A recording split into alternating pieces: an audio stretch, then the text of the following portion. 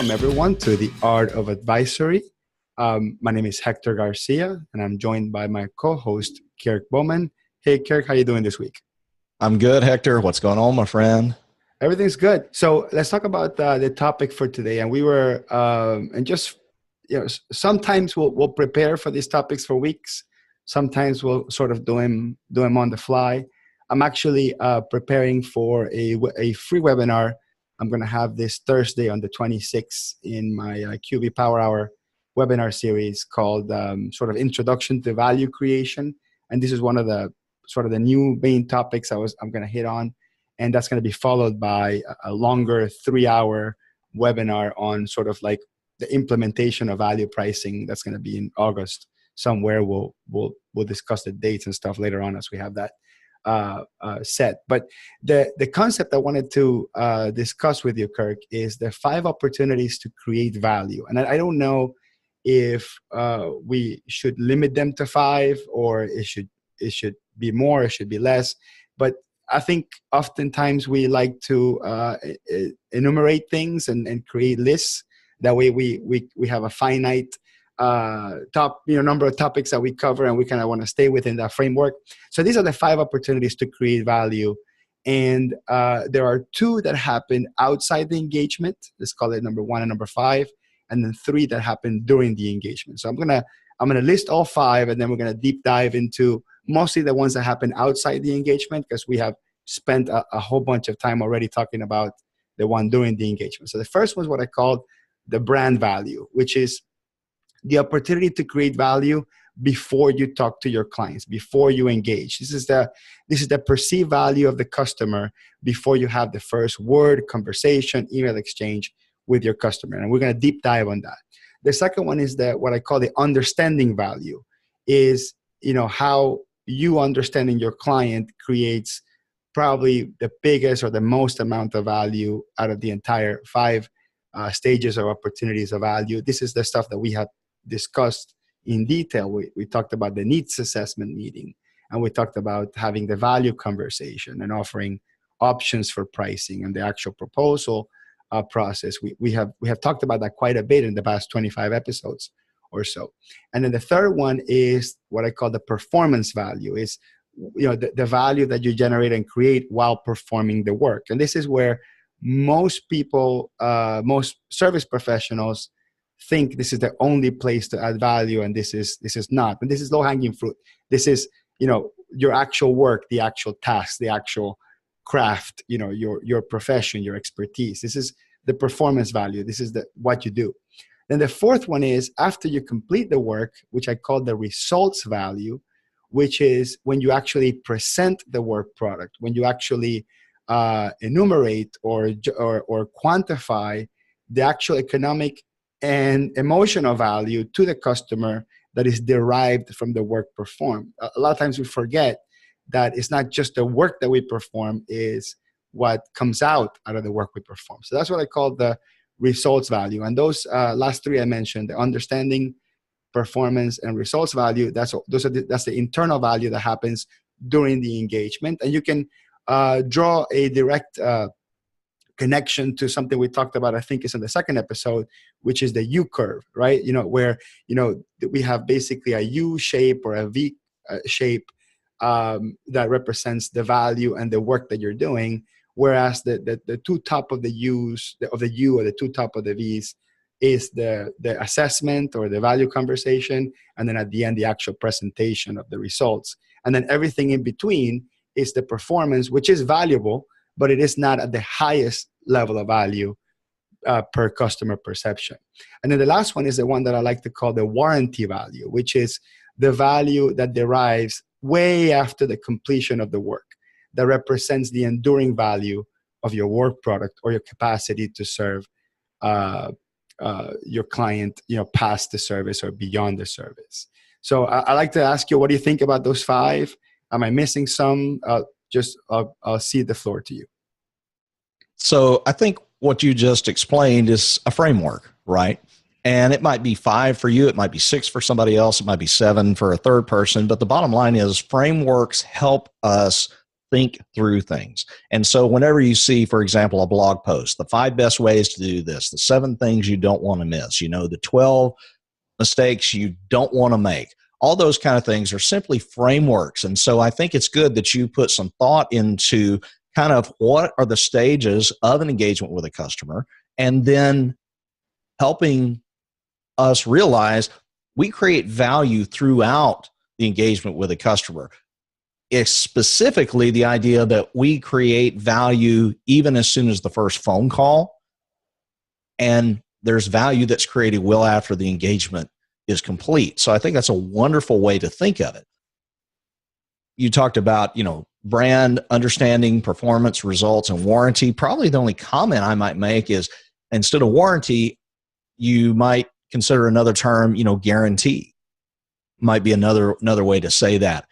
But either way, I think it's a great framework that's going to serve well for the webinar you're talking about. And by the way, since you're talking about some things coming up, I want to mention that I'm going to be doing a webinar series later on this fall on helping create value-priced engagements for annual renewals.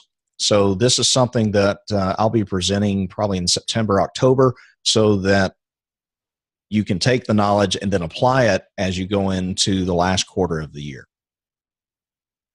So my recommendation in general, especially when it comes to like value pricing education, is there are basically two arms when it comes to it. One is the value pricing business model and mindset that we easily connect the most with new customers. And then there is the value pricing model with existing customers, which is what you're talking about, the renewals. And the reason why I think you use the word renewal is because we should not take any engagements or any customers for granted as permanent. Like we should almost make sure that every single interaction we have with a customer is up for grabs and up for renegotiation. And I think that's the focus that you want to do is, when it comes time to make the decision and transition them to value pricing, how do we renegotiate and put them into a new model, correct? Yes. I mean, the question that I get probably most often is, how do I switch existing customers from whatever business model, typically hourly, over to value? And a lot of times the best opportunity for that is at annual renewals. And so all of that kind of falls under the 5th category in your framework of kind of this warranty or guarantee stage of the engagement. And so I'm going to do something specifically on that. So in one way, you might just consider, you're going to do 3 hours on the first, on all 5. I'm going to do an entire series just on the last one. Awesome. That's perfect. So let's focus, let's deep dive and focus on the first one, which I called brand value, where you can give it any other name. And the last one, which I called it warranty value, and you're suggesting to call it guarantee value. And I think let's discuss that just because I have something to say about that. So let's backtrack and talk about the brand value. This is the value you can create before you even know that customer is interested in your services. And this is, you could say, oh, Hector, that's just marketing. Well, that's true. It is, quote unquote, just marketing. However, it is what I call purposeful, authoritative work, which is what you do, everything that you do around setting, creating the case that you are the best person for that customer to choose to work with on a very narrow, specific specialty. Okay. So this boils down to the concept of specializing or specialization. And I think that a lot of folks think that specialization is this simple concept where it only has to do with industry niche. And if somebody tells you to go specialize or go be a specialist, that means that you should only serve a specific industry niche. And that is absolutely not true. While it's great to only serve a specific industry niche, it is not the only way to specialize. So, Kirk, let me ask you. You're special. I mean, you're a specialist, aren't you? Well, of course I'm special, Hector. I mean, everybody knows that, from my wife to my kids to, anybody who's ever met me. I am very Specialist, special. Some people specialist, prefer the word unique, but right? yes, there's no one like Say, me. I work very hard at that. But, you said somebody might say it's only marketing. I think that is selling it short. Okay. It's selling it short. A brand is much bigger than marketing. It really, the term that I like is positioning. And it occurred to me, you've probably heard this phrase, go big or go home. I think what we would say is specialize or go home. Because if you don't specialize, by definition, you're a generalist. You're either a generalist or a specialist. And there are specialists on every street corner. And if you don't specialize, if you don't give the customer a reason to pick you over somebody else, then you're giving them no reason to pick you. And it comes down to a price conversation. That's one of the reasons why we feel like great positioning goes hand in hand with value pricing, because not only do you have a distinguishing business model that is going to set you apart, but you also have a compelling reason for the customer to choose you because of your specialization or your expertise. And yes, when you do content marketing, when you create free blog posts, podcasts, webcasts, when you speak at conferences, etc., demonstrating your expertise, you are creating value. Number one, you're creating value because you are giving some education and content away either for free or for a generally a very low price compared to what an engagement would be. And that's fine. But you're also helping the customer realize they have a need. You're helping the customer realize that you can solve that need. Those things are also creating value. And sometimes you go as far as actually helping the customer begin to think about what the results could be on the other side. Because if your marketing talks about the results, you're helping them dream, and that creates value. So there's tons of value that's created in the brand stage, some of it general and some of it very specific to each customer.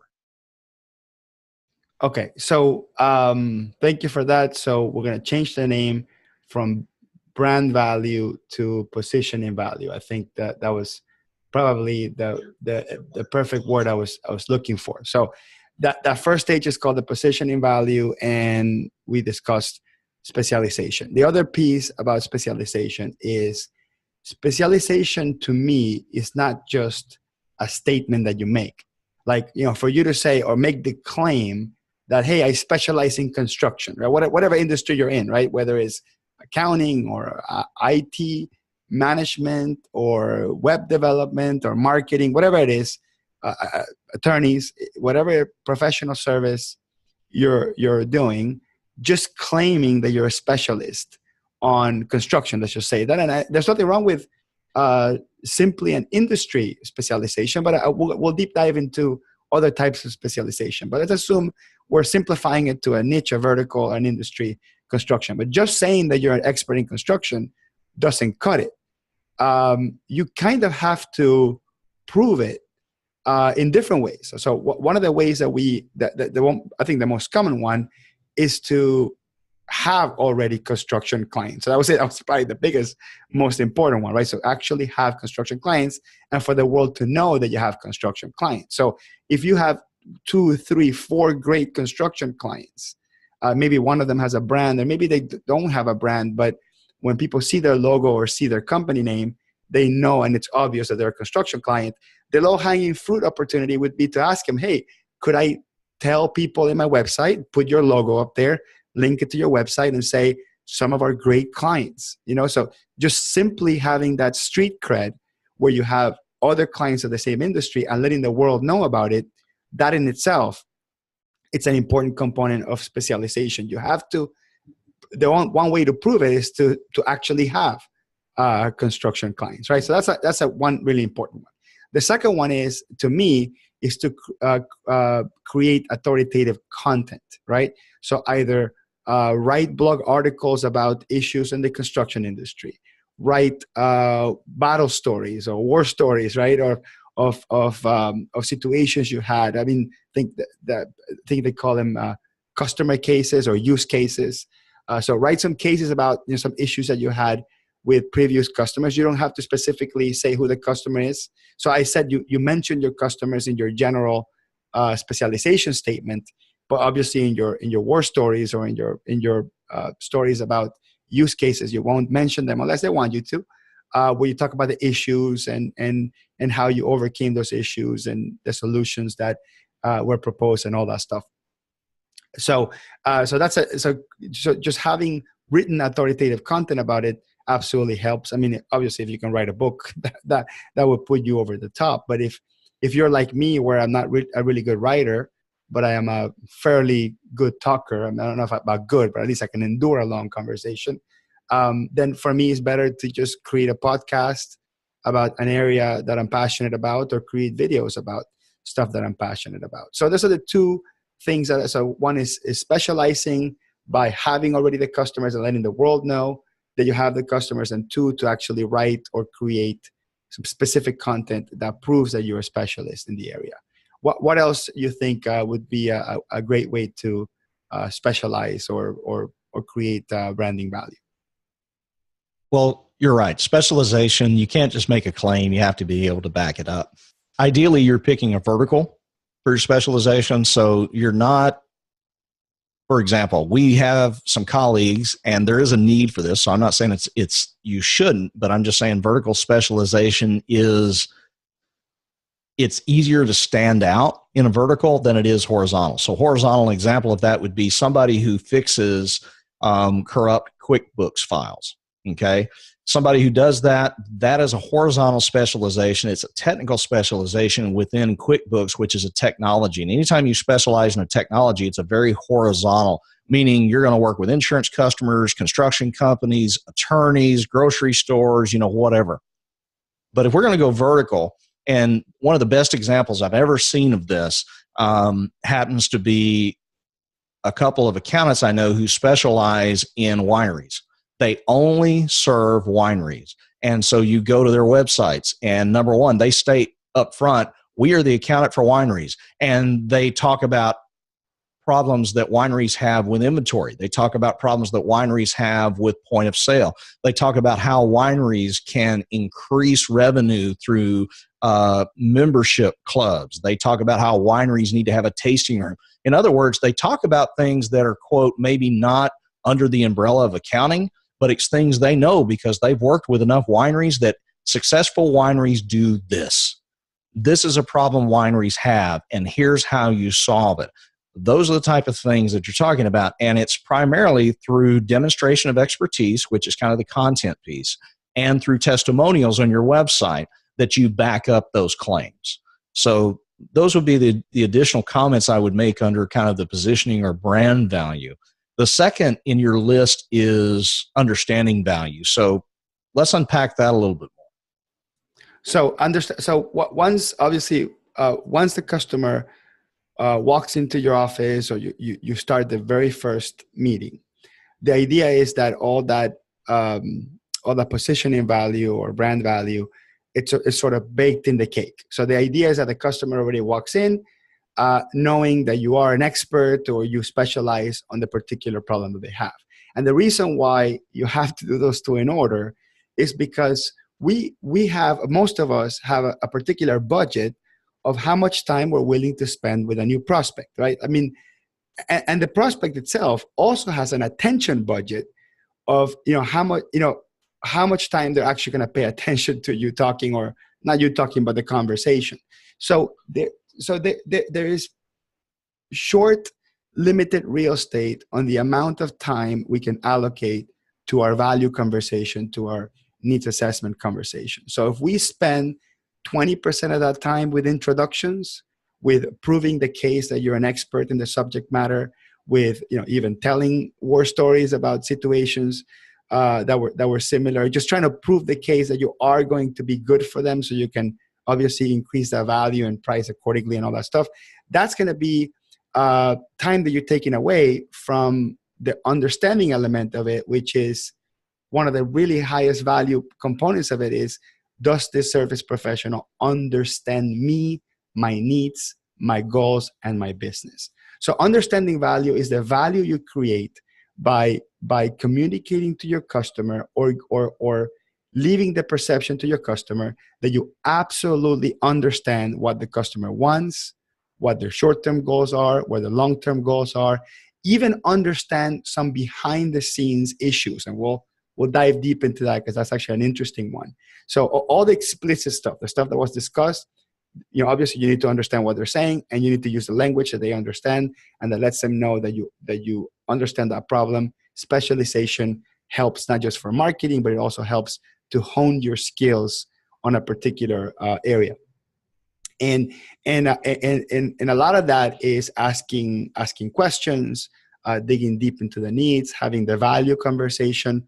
We have an episode that we focus just on the value conversation and the questions to ask. So that's the understanding value. Does a customer walk out of that meeting saying, that guy gets me, or that gal really, really gets me, understands my business? Because whenever you price your services or you give them a proposal, there's going to be, all the tasks in the proposal, right? We're going to do this, we're going to do that. There's going to be the results, right? This is what we promise you. We're going to deliver at the end. But if the customer doesn't feel that you understood them or understand them, even if they know you're a nice person, a responsible person, and a professional, and they know and they feel that you're going to do a great job, if you didn't understand them or understand what they wanted, everything falls apart. So that's why I think that is the most important part of it, is, does this person understand me and my business?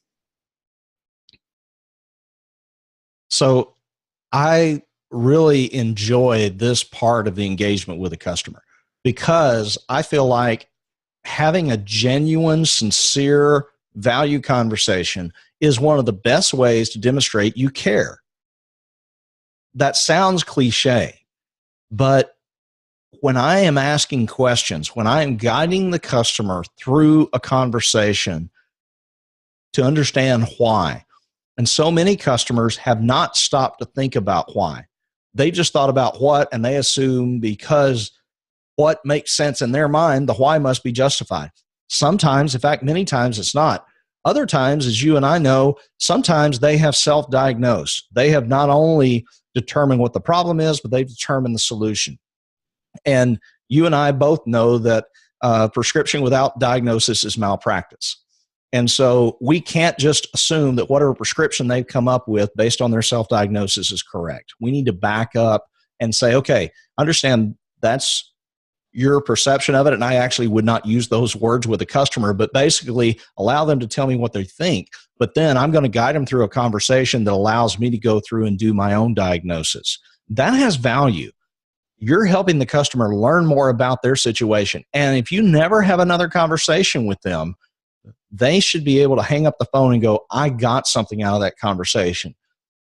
Ideally, you're right. You want them to hang up the phone and say, Hector gets me. Hector is the guy for me because he's worked with 20 other companies that are like me, and he understands how inventory works in my business, or he understands how we have to submit on an accrual basis, but we have to track things on a cash basis, or whatever it is, right? The customer goes, he gets me, he gets my industry, and they leave not only the call going, that was a great accountant or bookkeeper. Ideally, they leave the call going, oh my goodness, where's this person been?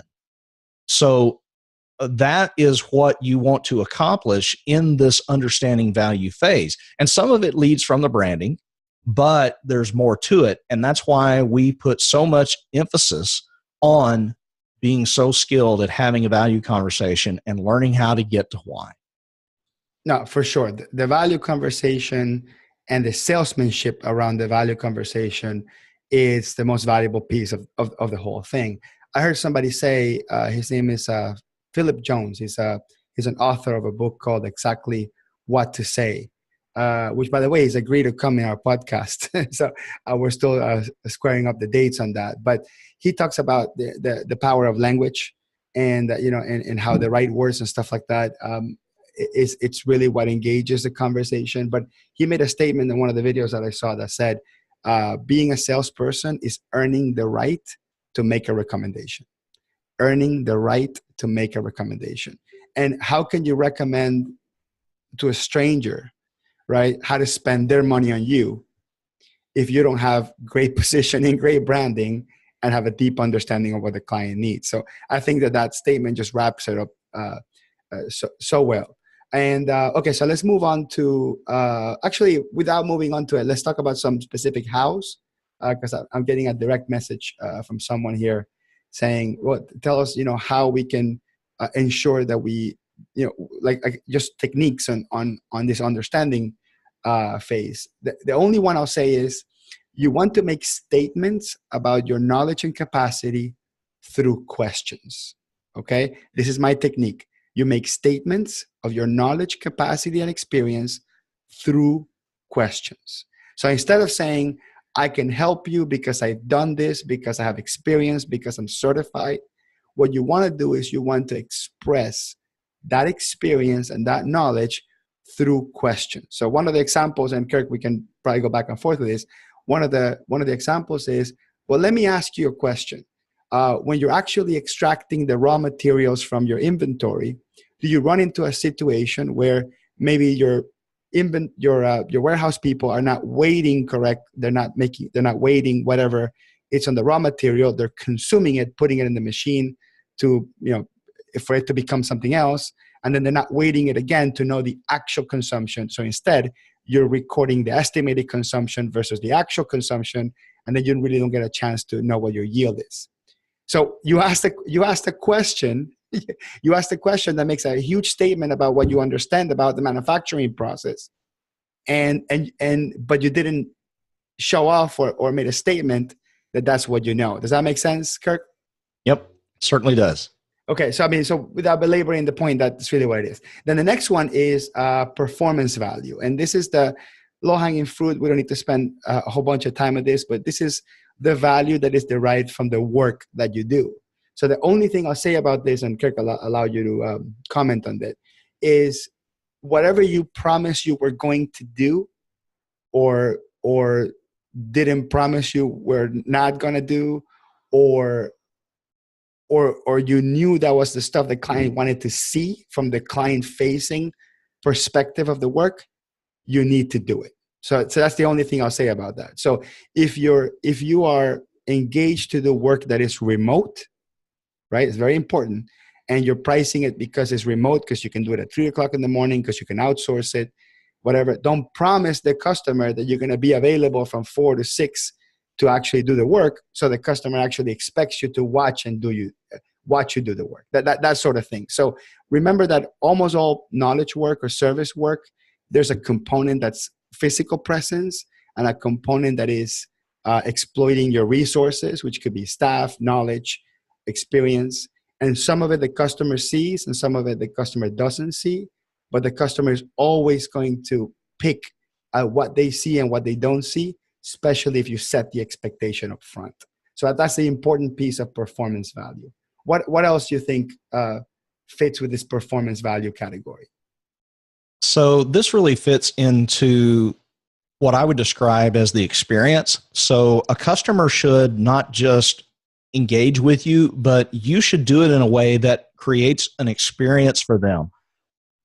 Interacting with you should be different than interacting with any of your other colleagues. And there are several things that factor into this. A lot of it we use as part of options, but you mentioned one of them, which is what type of access do they have to you, which includes what time, what's the method, is it phone, text, whatever. Will you respond on nights or weekends, those kind of things. Another one is whether it's on-site or off-site. There's several things that are just in the process of executing the project that create value for the customer in the form of experience. And so I think that's what you're talking about here. Now, this is not going to be overwhelming value. In other words, this is a way you can distinguish yourself.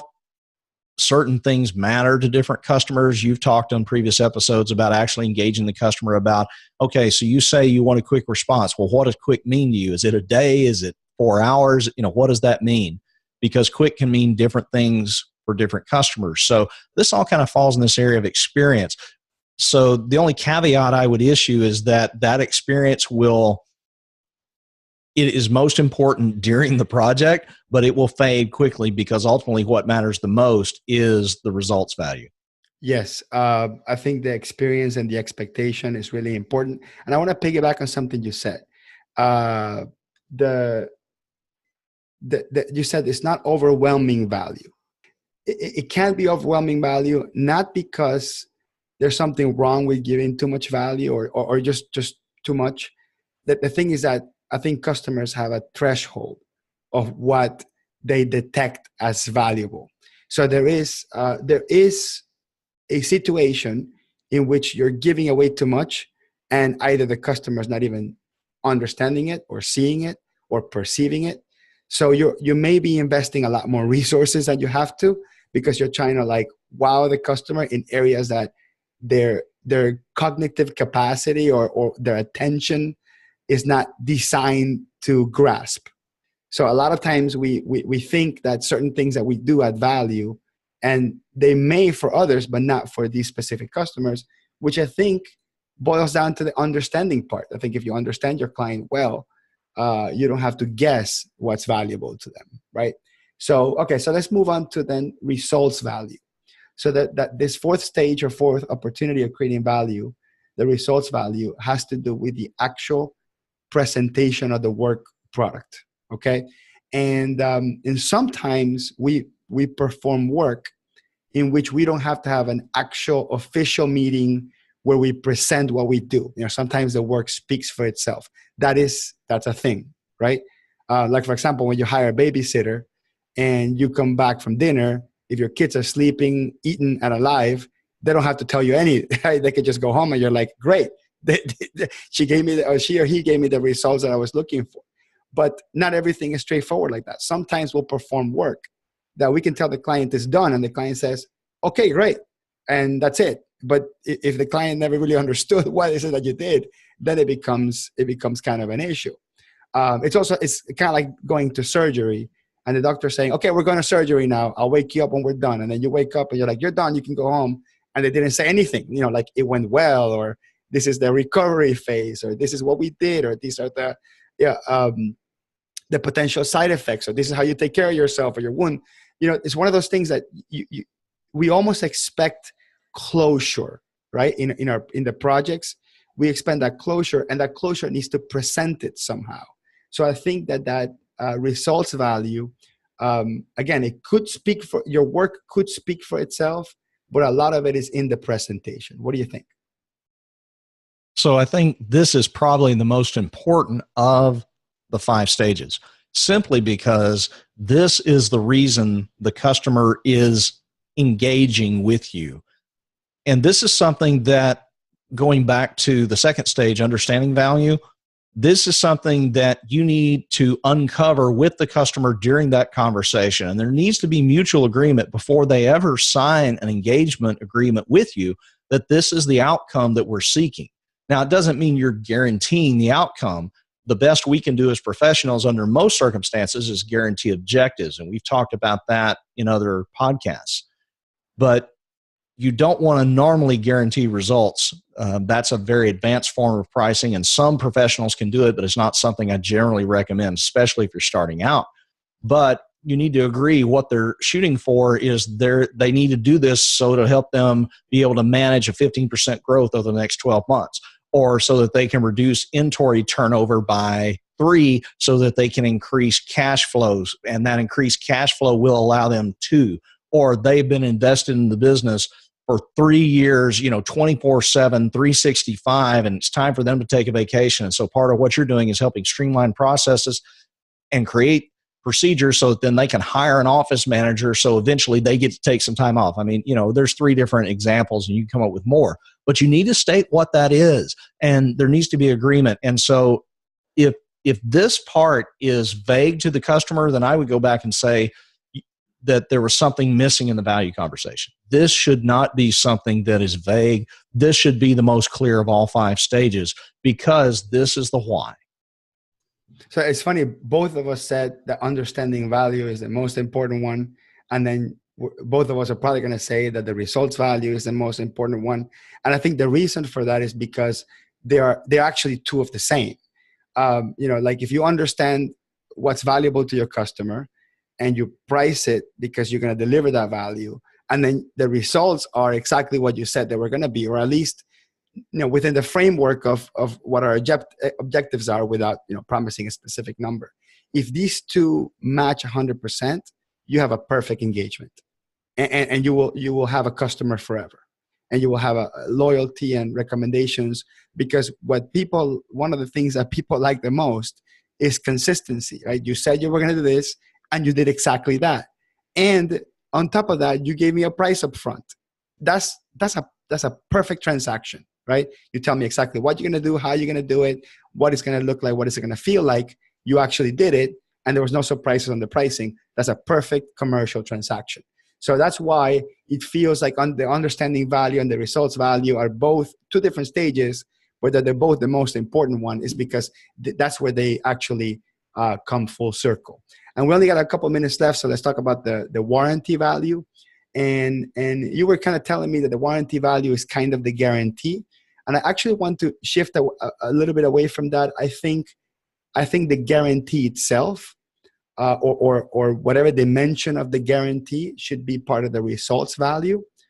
Just because I think that guaranteeing a result, or a framework for a result, or guaranteeing an objective, is what put the clients most at ease when making an investment with an accountant, IT professional, consultant, advisor, whatever happens to be. And I think that's really where the most value is. What I meant by warranty value, I meant more about the enduring effect of what you do. So for example, working with a consultant this year may feel great. Will 2-3 years later, working with that consultant manifest itself in my work or in my life? You understand what I mean? So it's more of the enduring value of working with you, way past the fact that they're done working with you. One of the things that I like to that I like to think it's a perceived value is what we call the access club. And let me tell you what I mean by that. I have many customers that work with me just once. And, maybe a couple $100, we did a quick consulting work, fixed something. But then because they were a customer once, they feel that they have closer access to me. And within the next 2-3 years, they may email me once or twice with some quick questions. And because we work together and maybe I remember the case, I can easily answer those questions. Now, that is something that we typically don't really put on an engagement, because we're very careful about adding, what our long tail responsibility is after the engagement is completed. But there is a perception that sort of being part of that club, it's valuable. Then the other piece is, for example, let's say you buy a BMW, right? And you're using the BMW and it's great and you're using it, but then the BMW gives you a BMW shirt, right? Or the BMW hat, as part of, their loyalty strategy to give you a little token of their appreciation. So way after you're done using your BMW, you're hanging out on the beach or something, you're wearing your BMW shirt because you feel that you're sort of part of that club, because there's this long tail warranty effect, service quality effect that comes along with that service. And this is a little bit more philosophical, but I wanted to kind of throw it out there to see what you think. What do you think about the long tail effects of value after the job is completed? It's interesting. I kind of like the term long tail value. It's interesting, being a guitar player and a musician, one of the effects that we use is called reverb. And reverb is kind of what makes audio that we're listening to sound like it's in some type of space, whether it's in a small studio room or a great big auditorium that has a lot of echo. Reverb is what creates that sense of space in music and even in voice. And we talk about the long tail of the reverb. It's kind of that trailing echo. And I love that for this stage, kind of long tail value. It really comes out of, I talked about experience earlier. Long tail value is the experience that carries on afterward. So what is it like to work with you on the next engagement? So for example, particularly with bookkeepers and accountants who work with clients on an annual basis, what is it like? What is that experience of renewing like? is that something your customer dreads, or is it something they look forward to? Do you make that something to celebrate, or do you make it a pain in the butt? And I'm sorry, a lot of accountants and bookkeepers, it literally is a pain in the butt for your customers to go through that with you. And that's one of the reasons why I'm doing this session on, is because I think there's a lot of experience or long tail value that we're not creating, that we're just leaving lay by the wayside. And we could be creating a much better experience with our customers by focusing on the long tail.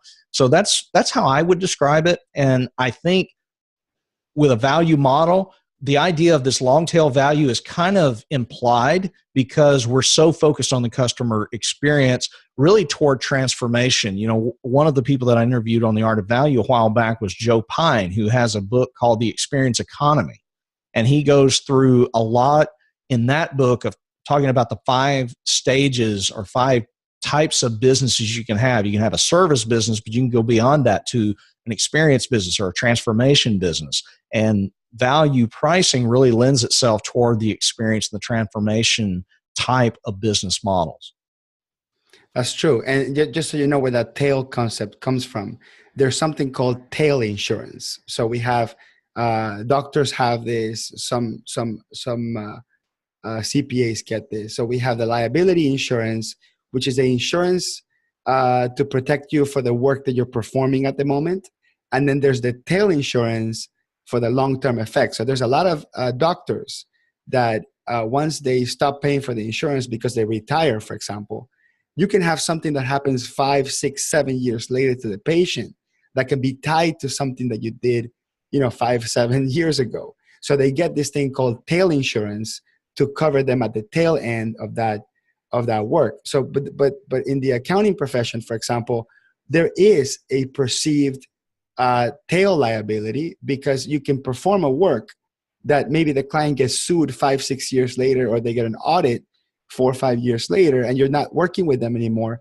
But there's a perceived value to knowing that they can count on you when that stuff happens. So although it's difficult to put that in a contract on how long you will be available for something like that, it is important to know that customers perceive, if they perceive you as a responsible person, a responsible company, a high value brand that is going to be there 4, 5, 6 years later. If something happens in connection with what you did, that's going to be really valuable. So I think that's a great ending point there. Kirk, you have any last words of wisdom here before we wrap it up? No, I would just say I'm really excited, Hector, about the webinar you're doing. I think it's going to be fun. Again, you're doing 4 hours of content, right? So you're doing the first hour for free. You're then going to allow people to choose to buy in for the last 3 hours. So anybody should show up for the first hour just to see if you want to partake. And then if you're really interested in kind of this long tail value that we talked about, then be looking for more information about this, how to renew customers annually on a value basis, coming up from me later in the fall. Absolutely. We'll post it in our Facebook group, facebook.com/Art of Advisory. So we'll have all the links and information about that. Kirk, until next week. See you, Hector.